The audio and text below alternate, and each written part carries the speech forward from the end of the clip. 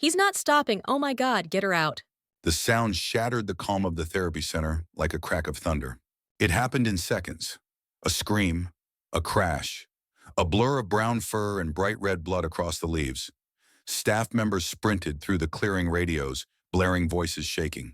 And in the middle of the chaos, she lay there, Aileen Marchant, flat on her back, barely conscious, her white hair matted with blood.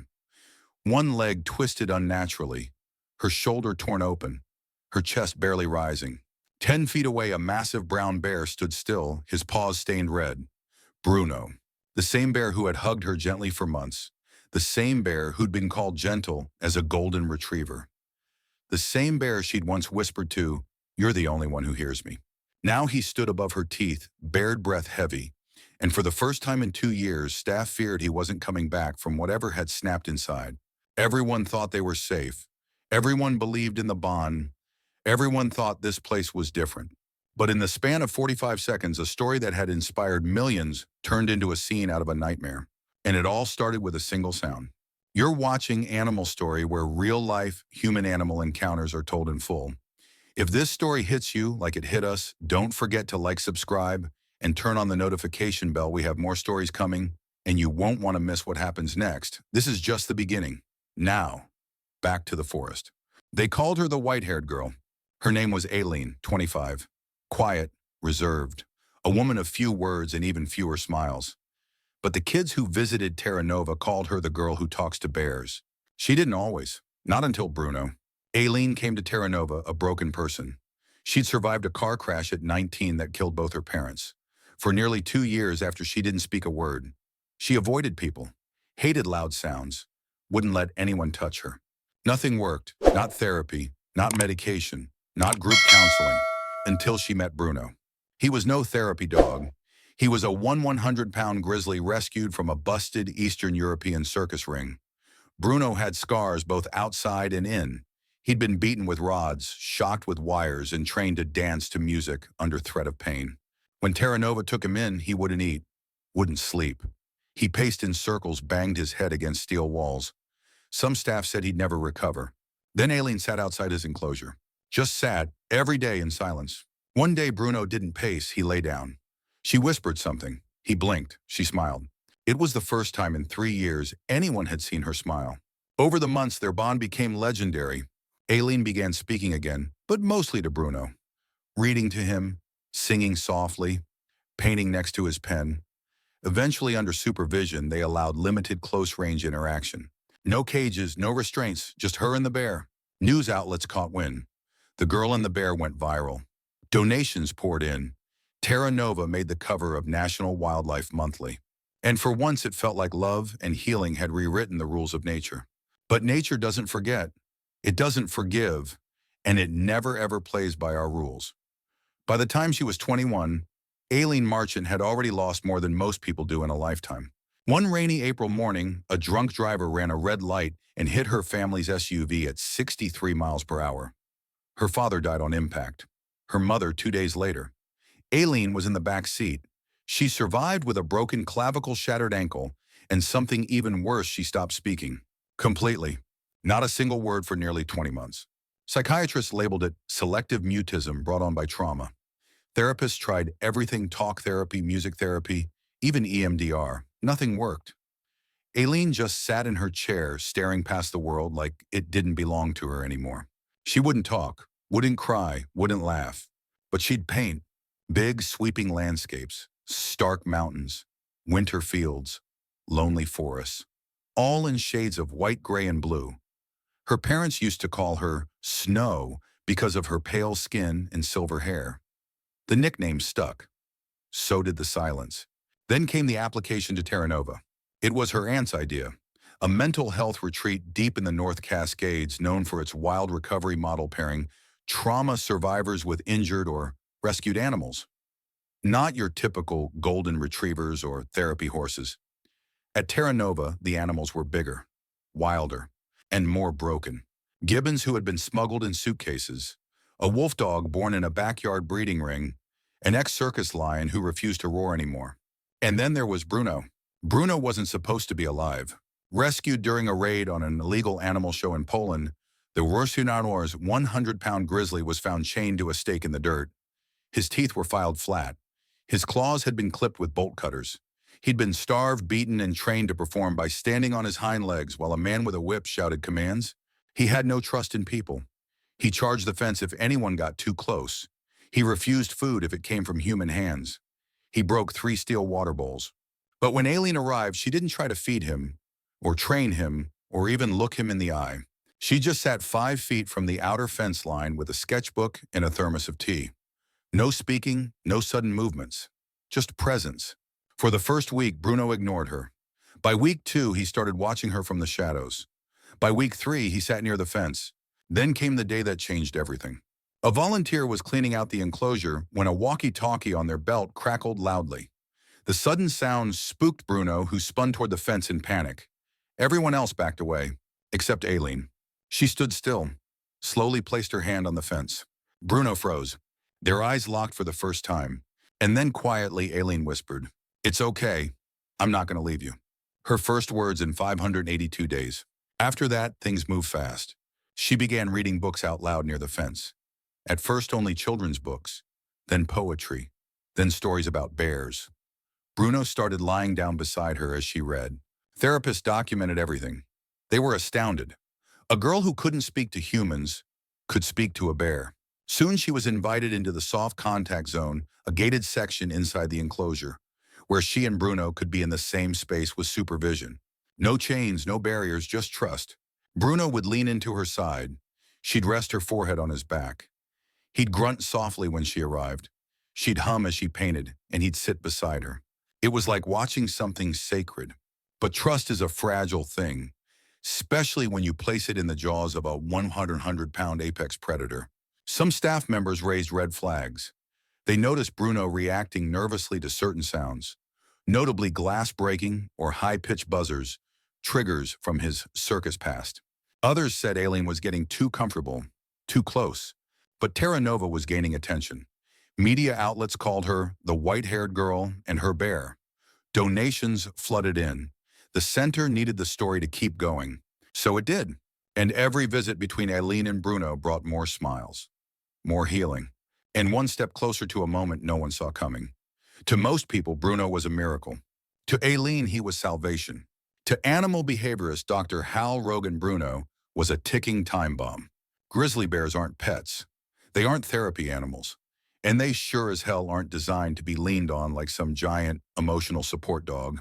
Grizzlies are apex predators, born with 4-inch claws and jaws strong enough to crush a bowling ball. In the wild, they don't need permission to dominate their space. They don't play by our rules.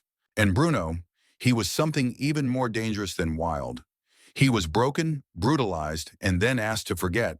Before Terra Nova, Bruno had spent nearly 6 years in an underground circus circuit, smuggled between Romania and Ukraine. He was beaten with electrical prods until he associated music with pain.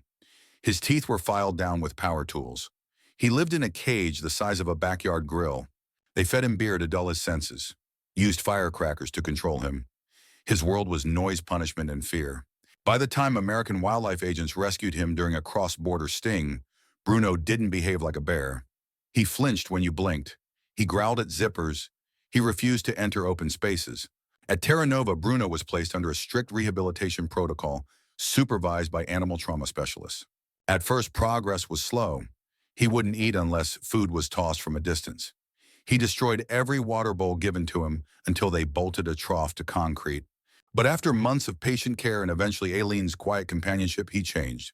Or so they thought. According to Dr. Rogan's notes, Bruno never truly recovered. He adapted. There's a difference. Adaptation is a survival response.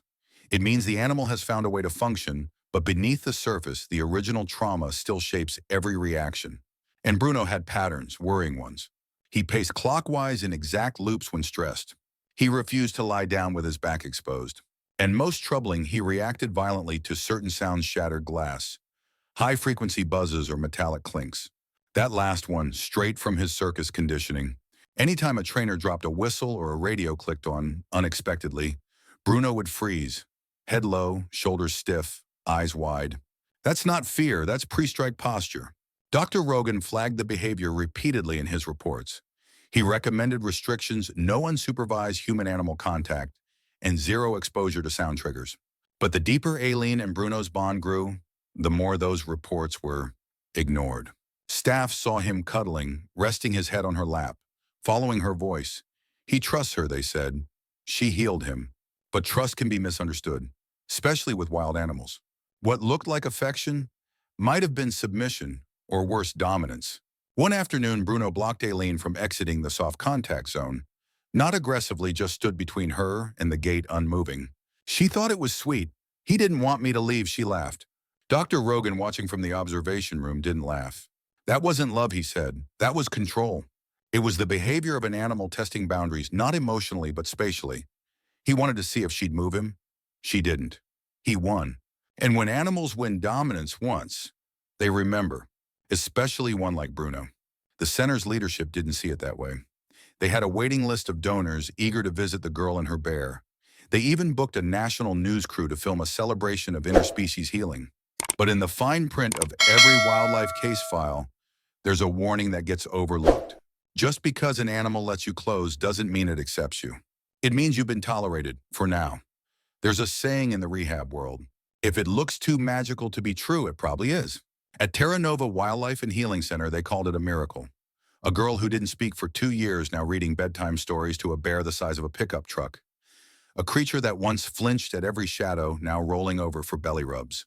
The press couldn't get enough. CNN ran a segment titled "The Whisper That Tamed a Grizzly."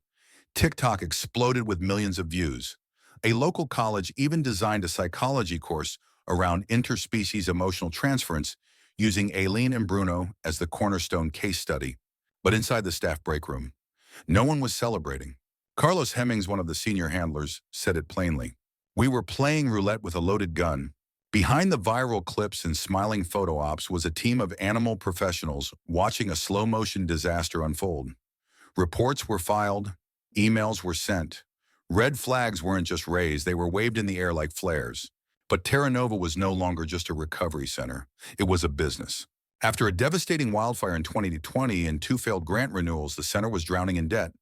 Donations had dried up. Sponsors pulled out. There was even talk of foreclosure. Then the video of Bruno and Aileen hit 2 million views. And suddenly, everything changed.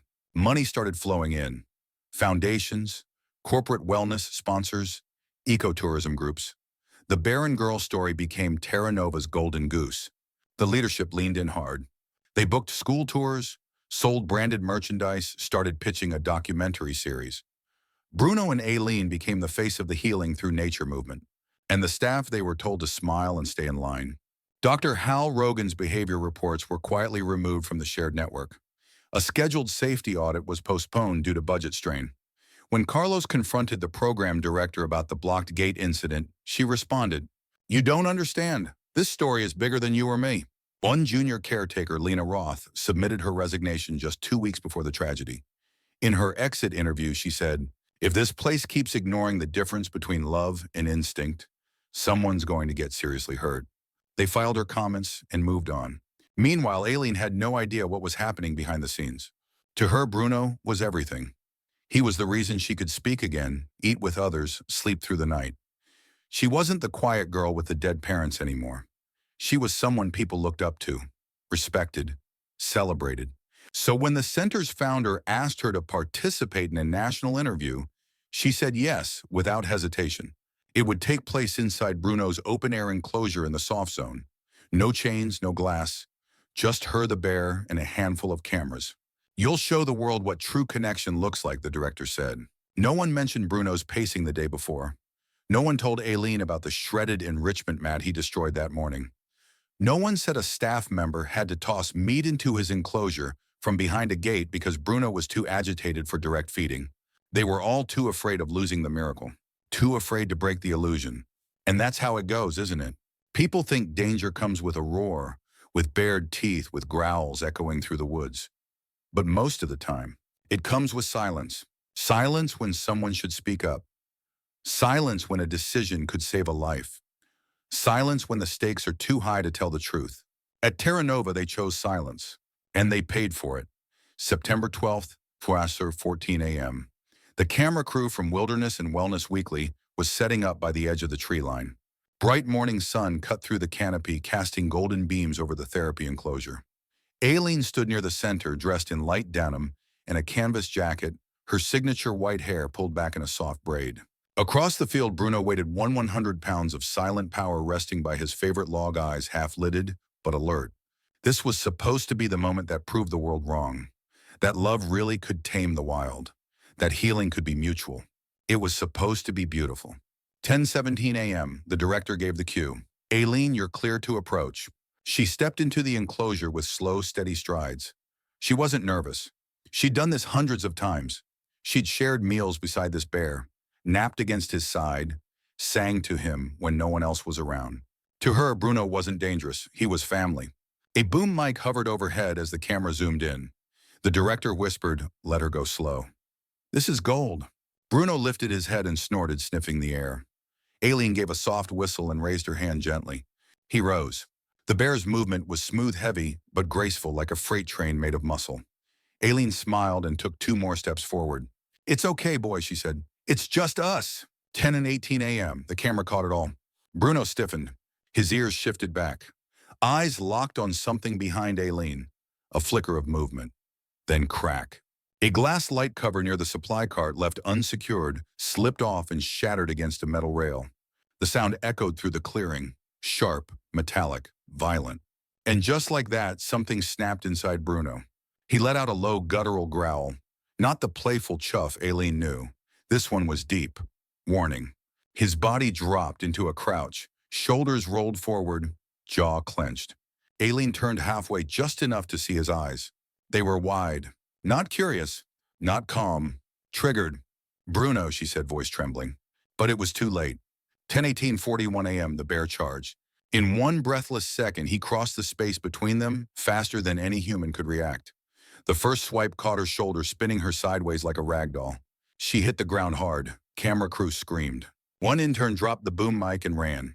Handlers rushed forward, but they were outside the barrier, shouting her name, fumbling for tranquilizer rifles that weren't within arm's reach. Aileen cried out once, just once. Then Bruno struck again, pinning her down with the full weight of his front paws. She didn't move after that. 10:19 a.m., blood soaked the grass beneath them. Bruno stood above her, breathing heavy, chest heaving. He wasn't snarling. He wasn't roaring. He was quiet, still, as if he didn't understand what just happened. 10:21 a.m. They finally got a clean line for a tranq dart. Bruno staggered back toward the edge of the enclosure, dazed, confused. He collapsed near the log where it all began. Inside the field, Aileen's body remained motionless. She was pronounced dead at 10:38 a.m. Massive internal injuries, skull fracture, one arm severed, blunt trauma to the chest. The staff couldn't speak. The director collapsed. The cameras were shut off, memory cards confiscated. Later, one crew member whispered, "We were filming a miracle, but it turned into a nightmare." And the worst part, they saw it coming. They just didn't stop it. The footage never aired. Not on television, not on YouTube, not on social media. It was sealed, stored in a locked cabinet at the Terra Nova legal office, labeled Aileen Marchant Incident, Do Not Distribute. But people still talked. And in the days that followed, the story that once made headlines for its hope resurfaced in grief. Bruno was tranquilized, relocated, and placed under permanent quarantine. He now lives alone at a private wildlife preserve in Oregon. No human contact, no interaction, no soft voices or shared mornings in the sun. Some said he should have been euthanized. Others said he was the victim too. He didn't maul her out of hatred. He didn't stalk or plot or act with cruelty. He reacted to a sound, to a memory, to a fear burned so deep into his nervous system, no amount of love could erase it. Terra Nova closed its therapy animal program within 48 hours. Tours were canceled. Donations vanished overnight. Investigations followed, federal, state, even internal. Whistleblowers came forward. Former staff shared emails, safety reports, ignored red flags. The center's director resigned. 2 board members stepped down. And Aileen's aunt filed a wrongful death lawsuit that would eventually settle out of court for an undisclosed amount. But no money could bring her back. Aileen was buried on a hillside in Washington state next to her parents. Her tombstone reads, "She found her voice and gave it to something wild." Each year on the anniversary of her death, former staff gather in silence near the old enclosure. There's no plaque, no monument, just the overgrown fence vines crawling up rusted wire and a memory no one can quite agree on how to hold. Some remember her as a hero, brave, gentle, hopeful. Others remember the girl who got too close, too trusting, too sure, too convinced she could rewrite nature. But the truth, it lives somewhere in the middle. Because what happened wasn't about evil, or fault, or even fate. It was about forgetting that instinct doesn't ask for permission. It doesn't care about therapy. It doesn't read headlines. It doesn't see the world the way we do. Bruno wasn't a monster, he was a bear. A bear who had been pushed, reshaped, silenced, and then asked to act like something he never was. Just like Aileen. Two broken creatures trying to heal each other in a world that didn't give either of them the space to simply be. So now we're left with a question. What do you believe? Can we ever truly connect with the wild in a way that's safe, that's real, or is that just a story we tell ourselves because we want so badly for it to be true? Was Aileen's love brave, or was it blind? And when it comes to creatures shaped by trauma, do they heal like we do, or do they simply learn to hide it better? Tell us what you think in the comments. Do you still believe in the bond she thought she had? Or is this a cautionary tale we should never forget? Thank you for watching Animal Story. If this story moved you, please subscribe, like, and share to keep these conversations going. We tell real stories, raw, emotional, and unforgettable, about the moments where humans and animals meet and what happens when they collide. Stay curious, stay safe, and as always, respect the wild. We'll see you in the next story.